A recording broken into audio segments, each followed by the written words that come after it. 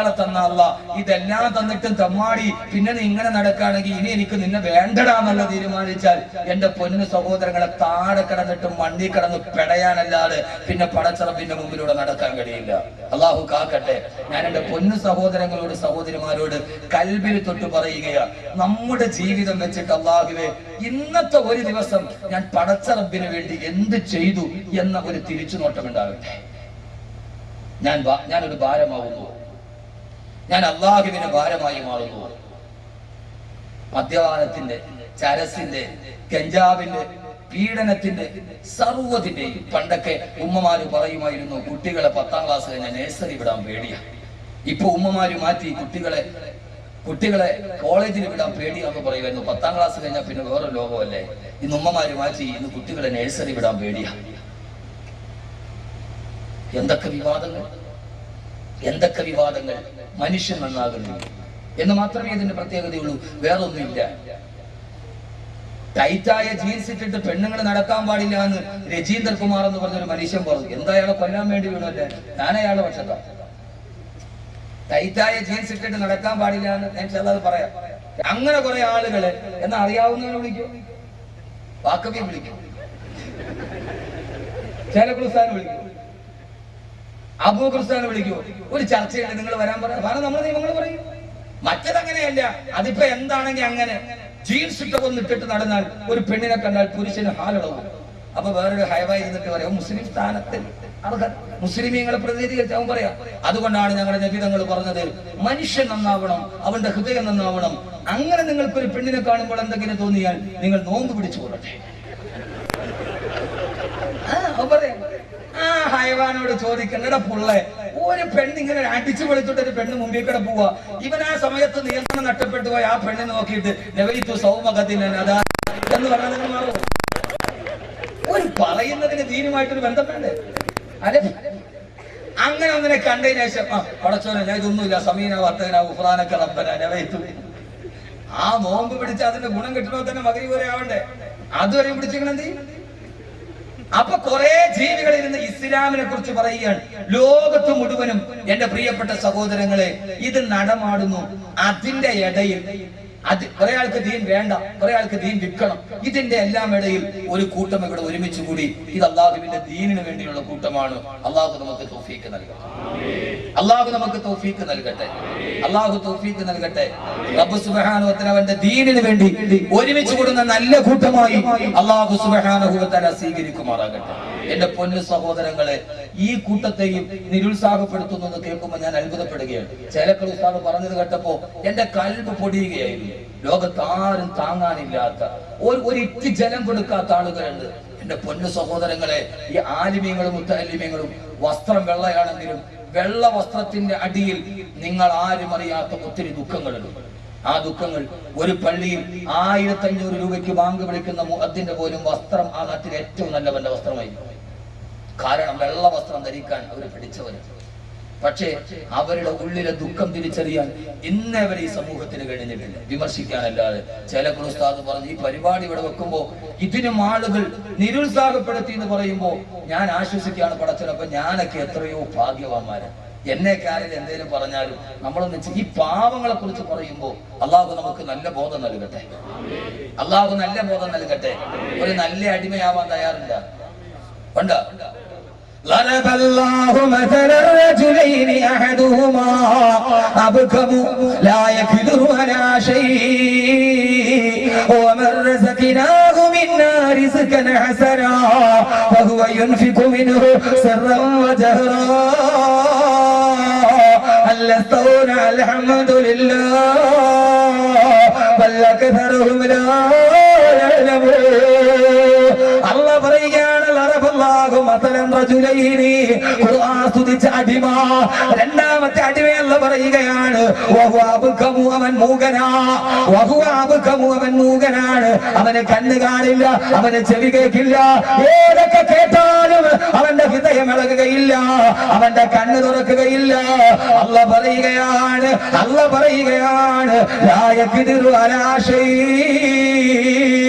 അവനെ കൊണ്ട് ഒരു കാര്യവും ചെയ്യാൻ സാധ്യമേ അല്ല. അവൻ മൂടന, കണ്ണും കാണൂല, ചെവിയും കേൾക്കൂല. അവനെ കൊണ്ട് വഴി കിടക്കുന്ന ഒരു തടസ്സം എടുത്ത് മാറ്റാനും കഴിയും. അങ്ങനെ ഒരു അടിമയാകരുത്. അള്ളാഹു നമ്മളെ കാക്കട്ടെ, അള്ളാഹു നമ്മളെ കാക്കട്ടെ. ചെയ്യാൻ കഴിയും അണ്ണാടെ കണ്ണനും ചെയ്യാൻ തന്നാലായത് എന്ന് പറയുന്നൊരു ചൊല്ലുണ്ടല്ലോ, അത് ചെയ്യാൻ കഴിയുന്ന ഒരാളായി മാറും. അള്ളാഹുവേ, ഞാൻ പൊട്ടനല്ല, ഞാൻ കണ്ണ് കാണാത്തവനല്ല, എന്നെ കൊണ്ട് എന്തെങ്കിലുമൊക്കെ ചെയ്യാൻ കഴിയും. അള്ളാഹുനാക്കി തരട്ടെ, അള്ളാഹുനാക്കി തരട്ടെ, അള്ളാഹുനാക്കി തരട്ടെ. നമുക്കെല്ലാം കൂടെ എന്നിട്ട് അള്ളാഹു മൂന്നാമത്തെ ഒരു അടിമയെ പറയുക. അതാണ് നമ്മുടെ വിഷയത്തിന്റെ കാതലായ ഭാഗം. അള്ളാഹു ചോദിക്കുന്നു, വമ്മൻ, ഒരാൾ. വമ്മൻ, ഒരാൾ. അതാരാ വമ്മൻ? ഒരാൾ. അതാരാ? ധാരെ കുറിച്ചിറങ്ങിയ ആയത്താ. വമൻ, ഒരാളെ അറിയോ നബിയെ? ഒരു അടിമയറിയോ? ആ അടിമയാരെന്നറിയോ? അടിമയാരെന്നറിയോ?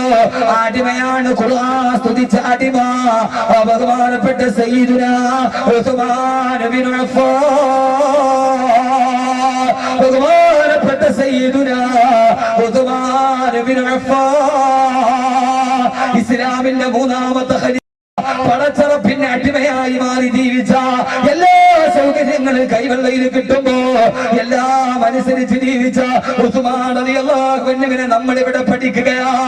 ഈ കണ്ണന്തറയിൽ താവൂനുൽ ഖദം വെൽഫെയർ അസോസിയേഷൻ ഒരു പരിപാടി സംഘടിപ്പിക്കുമ്പോ വെറുതെ എല്ലാ ഖുർആൻ സ്തുതിച്ച അടിമ എന്ന വിഷയം ഞാൻ കൊടുത്തത് ഇവര് ചെയ്ത അതേ പ്രവർത്തനം ജീവിതത്തിലേക്ക് എടുത്ത താവൂനിന്റെയും തനാസുറിന്റെയും പ്രതീകമായി മാറി. ആരാ? ഇസ്ലാമിന്റെ മൂന്നാമത്തെ ഖലീഫ സയ്യിദുനാ ഉസ്മാൻ ഇബ്നു അഫ്ഫാൻ. ഉസ്മാൻ റളിയല്ലാഹു അൻഹുവിനെ കുറിച്ചാണ് ഈ ആയത്തിറങ്ങുന്നത്. ഉസ്മാൻ റളിയല്ലാഹു അൻഹു സഹാബത്തികളിലെ ഏറ്റവും അപൂർവതയുള്ള സഹാബിയാ.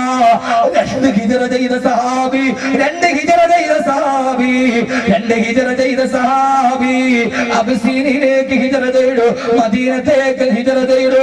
ഉസ്മാൻ റളിയല്ലാഹു അൻഹു ഹിജ്റ ചെയ്തു വരുമ്പോ അല്ലാഹുവിന്റെ റസൂലല്ലേ പറഞ്ഞത്, ലൂത്ത് നബി അലൈഹിസ്സലാത്തു വസ്സലാമിന് ശേഷം സ്വന്തം കുടുംബത്തോടൊപ്പം ഹിജ്റ ചെയ്ത രണ്ടാമത്തെ ആളാരെന്നറിയോ? അതെന്റെ ഉസ്മാനാണ്, ഉസ്മാനാണ്, ഉസ്മാനാണെന്ന് ആദരവായ പ്രവാചകൻ നബി മുഹമ്മദ് മുസ്തഫ ഹൃദയത്തിലോട്ട് കടത്തണം. ഇന്ന് ഇറങ്ങി പോകുമ്പോ ഉസ്മാൻ റളിയല്ലാഹു അൻഹു ജീവിതത്തിന്റെ മോഡലാവണം. എന്റെ പ്രിയപ്പെട്ട ചെറുപ്പക്കാരാ, ചെറുപ്പക്കാർക്കും യുവാക്കൾക്കും വന്ധ്യവയോധികന്മാർക്കും ഒരേപോലെ റോൾ മോഡലായി മാറുന്ന ചരിത്രത്തിന്റെ അപൂർവമായ നിമിഷങ്ങളെ തന്റെ ജീവിതം കൊണ്ട് രൂപാന്തരപ്പെടുത്തിയ ഉസ്മാൻ റളിയല്ലാഹു അൻഹു വലിയ അപൂർവമായ ഭാഗ്യം കിട്ടിയ ആളാ. ഒരു പ്രവാചകന്റെ രണ്ട് പെൺമക്കള്, ഒരു പ്രവാചകന്റെ രണ്ട് പെൺമക്കളെ വിവാഹം ചെയ്യാണ് ലോകത്തേതെങ്കിലും ഒരു പുരുഷന് ഭാഗ്യം ലഭിച്ചിട്ടുണ്ടെങ്കിൽ ഒരു നബിയുടെ രണ്ട് പെൺമക്കള്, ഒരു പ്രവാചകന്റെ ഒരു മകളെയൊക്കെ വിവാഹം ചെയ്തിട്ടുണ്ട്. മൂസാ നബി അലൈഹിസ്സലാത്തു വസ്സലാം വിവാഹം ചെയ്തത് ശുഐബ് നബി അലൈഹിസ്സലാത്തു വസ്സലാമിന്റെ മകളെയാ. പക്ഷേ ലോകത്തിലെ ഏറ്റവും നല്ല അടിമയായ അല്ലാഹുവിന്റെ പ്രിയപ്പെട്ട പ്രവാചകൻ നബിയുനാ റസൂലുള്ളാഹ്, നബിയുനാ റസൂലുള്ളാഹ് സല്ലല്ലാഹു അലൈഹി വസല്ലമയുടെ രണ്ട് പെൺമക്കളെ ആദ്യം റുഖിയ റളിയല്ലാഹു തആല വിവാഹം ചെയ്തു. ബദർ യുദ്ധത്തിന്റെ സമയം നടക്കുമ്പോൾ റുഖിയ റളിയല്ലാഹു അൻഹ വഫാത്തായി. അല്ലാഹുവിന്റെ റസൂലിന്റെ പ്രിയപ്പെട്ട മകളല്ലേ, സ്വന്തം മകൾ വഫാത്താകുമ്പോ എന്റെ പൊന്നു ചെറുപ്പക്കാരെ മനസ്സിലാക്കുക, സ്വന്തം മകൾ വഫാത്തായി കഴിഞ്ഞപ്പോ മരുമകൻ വിവാഹിതനായി നടക്കുമ്പോ തന്റെ പ്രിയപ്പെട്ട മകൾ ഉമ്മു കുൽസൂം റളിയല്ലാഹു അൻഹ തന്റെ പ്രിയപ്പെട്ട മരുമകന്റെ കയ്യിൽ പിടിച്ചേൽപ്പിച്ചിട്ട് അല്ലാഹുവിന്റെ റസൂൽ പറഞ്ഞു, എത്ര ഉസ്മാൻ, ഉസ്മാൻ, ഉസ്മാൻ റളിയല്ലാഹു അൻഹു എന്റെ രണ്ടാമത്തെ മകളെ നിനക്ക് വിവാഹം ചെയ്തു തരികയാ. ഉമ്മു കുൽസൂമുമായി ജീവിതം ആരംഭിച്ചു. അല്ലാഹുവിന്റെ റസൂലിന്റെ അവസാന കാലഘട്ടമാകുമ്പോ ഉമ്മു കുൽസൂം റളിയല്ലാഹു അൻഹ വഫാത്തായി. ഉസ്മാൻ റളിയല്ലാഹു അൻഹു പരീക്ഷണങ്ങളേറെ വാങ്ങിച്ച സഹാബി. ആദ്യത്തെ ഭാര്യ വഫാത്തായി, രണ്ടാമത് വിവാഹം ചെയ്തു കൊടുത്തു. ആ പെണ്ണും വഫാത്തായി. തന്റെ പ്രിയപ്പെട്ട രണ്ടാമത്തെ മകളുടെ ജനാസ അടക്കിയിട്ട് അല്ലാഹു നമ്മുടെ ഭാര്യമാർക്ക് ദീർഘായുസ് നൽകട്ടെ. അല്ലാഹു നമ്മുടെ ഭാര്യമാർക്ക് ദീർഘായുസ് നൽകട്ടെ. എവിടെയാണെന്ന് എനിക്ക് ഓർമ്മയില്ല, ഈ പെരുമ്പാവൂർ പ്രദേശത്ത് എവിടെയോ ആണ് ഒരു ഉസ്താദിന്റെ ഭാര്യ മരിച്ചത്. തലയിൽ വെള്ളം ചുമന്നിട്ടോ കുളിച്ചിട്ട് തിരിച്ചു കയറി വരുമ്പോ ഒരു മരത്തിന്റെ കൊമ്പടിഞ്ഞ് തലയിൽ വീണിട്ടാണ് ഒരു പള്ളിയിലെ ഇമാമിന്റെ ഭാര്യ മരിച്ചു പോയത്. അല്ലാഹുവേ, ഈ ഭാഗത്തോട് അല്ലാഹുവേ, അല്ലാഹുവേ, പടച്ചവനെ, ഞങ്ങളുടെ ഭാര്യമാർക്ക് നീ ദീർഘായുസ് നൽകണേ അല്ലാഹുവേ. ഒരു കൂരയുടെ കീഴിൽ ഒരുമിച്ച് കൂട്ടി അല്ലാഹുവേ, ജീവിച്ചു കൊതി തീരുന്നതിന് മുമ്പേ, സ്നേഹിച്ചു കൊതി തീരുന്നതിന് മുമ്പേ അല്ലാഹുവേ, പൊടുന്നനെയുള്ള മരണങ്ങൾ കൊണ്ട് നീ വിട്ടു പിരിപ്പിക്കല്ലേ അല്ലാ. പൊടുന്നനെയുള്ള മരണങ്ങൾ കൊണ്ട് വിട്ടുപിരിപ്പിക്കല്ലേ അല്ലാ. രാവിലെ സലാം പറഞ്ഞ് വീട്ടിൽ നിന്ന് ഇറങ്ങി പോകുന്ന ഭർത്താവ് വൈകുന്നേരം വഴിക്കണ്ണുമായി കാത്തിരിക്കുമ്പോ 3 വെള്ളത്തുണിയിൽ പൊതിഞ്ഞ് വീടിന്റെ മുറ്റത്ത് വരുമ്പോ അല്ലാഹുവേ, എന്റെ ഭാര്യ മക്കളും കിടന്ന് നിലവിളിക്കുമ്പോ അരുമക്കിടാങ്ങൾ വാപ്പയെ വിളിക്കുന്നേ, അതിനുത്തരം ചെയ്യാതെന്ന് നീ കിടക്കുന്നേ. അല്ലാഹുവേ, മക്കള് വിളിക്കുമ്പോ, ഭാര്യ വിളിക്കുമ്പോ ആ ഒരവസ്ഥയിൽ നീ ഞങ്ങളെ എത്തിക്കല്ലേ അല്ലാ. താൻ വിവാഹം ചെയ്തു കൊടുത്ത ആദ്യത്തെ മകളും മരിച്ചു, രണ്ടാമത്തെ മകളും മരിച്ചു.